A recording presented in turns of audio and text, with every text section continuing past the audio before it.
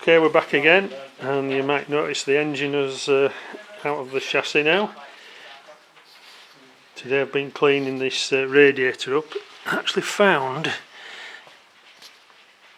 that it's got a Searle Aircraft and Sheet Metal Works Limited, Arlington Road, NW1. yeah, and it's dated presumably March in 1938, Yeah, which is quite cool. so that's different. So that's the polished up radiator. Must have existed. Yeah, and then this is the sump that Steve has been spending a few hours on cleaning up. And then the engine block. So there we go. Yeah, typical, so 6-cylinder, it apparently is 2 litres, and I've no reason to believe this block wasn't always 2 litres because the bores are long enough for that. Yep. It's had a massive repair here because of all this welding. Obviously number 1 rod has let go because it's flailed around at this side as well with even more welding. So that rib has been added. That's an original rib, they've followed the style. Yeah. It looks a lovely repair. It was all hidden by filler and paint, so we missed it before. It's only when we looked on the inside and saw the welding that we then chipped off the outside. Yeah. And the crank spins freely and easily, so we might well just carry on and use it. The white metal front and rear bearings are in beautiful condition. Yeah. The middle bearing, we're led to believe that it was a white metal bearing if you read the Bible book. In actual fact, it's the usual ERA high-up roller. Right. So there's the crank there, and there's the steel sleeve around it where it is there, and then you've got this very peculiar, I think it's ERA specific, they look like big springs coiled up, square section springs, and then that's a cage wrapped round a middle bearing on the crank. Yeah, that's a crank and a half, isn't it? Crank and a half.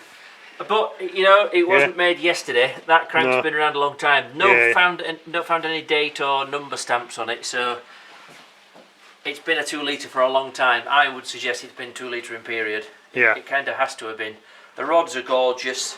I don't know if they're back to original period or not. The pistons certainly aren't. Yeah. I'm saying that they certainly aren't. They're a bit gouged and they're a bit scratched. The bores are a bit scratched.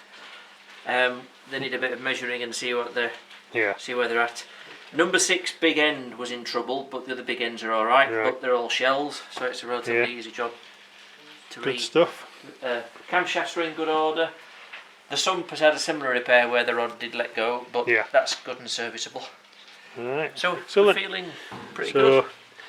Gradually, there's some bits coming off it, and magnesium timing covers and stuff. Yeah. The clutch is a Borg and Beck. It's an old thing, but it's a multi-plate organic clutch, so I don't know what period that hails from. That's the flywheel, which is light as a feather as far as flywheels go, because there's no ring gear teeth on it because it starts through the nose of the crank. Yeah. The nose of the crank, the nut on the end took 4 feet leverage bar to get it off. That was so tight, because of course every time you try and start the car it tightens it on harder and harder. So that's the gear that then drives the oil pump that dangles down the front. Right. And then a 1-piece front white metal bearing, which is rather nice. It's in good order as well. Yeah.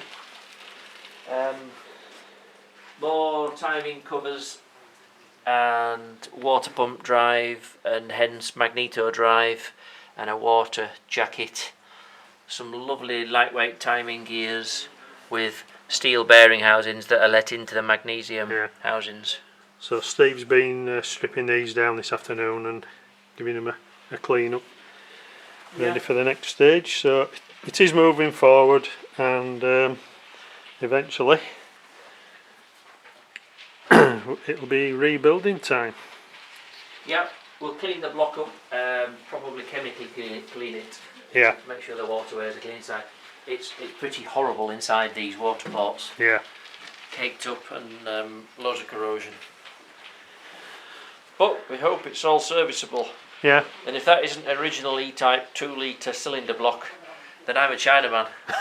But whether someone was fibbing in period or not, we don't know. No, well, No doubt the car had more than one engine yeah, in yeah. its life, you Yeah. know, because they all did, didn't they, alter the engine for whatever race they were entering. Yeah. But this was never recorded as competing in 2 litre form. No. So we don't know what the story is. No, well, it's here, and I'm sure once it's back together again, nobody will be bothered about that. Right, well, that's it for this week's contribution, and hopefully in the next few weeks or so there'll be a bit more done, and so that's it for now.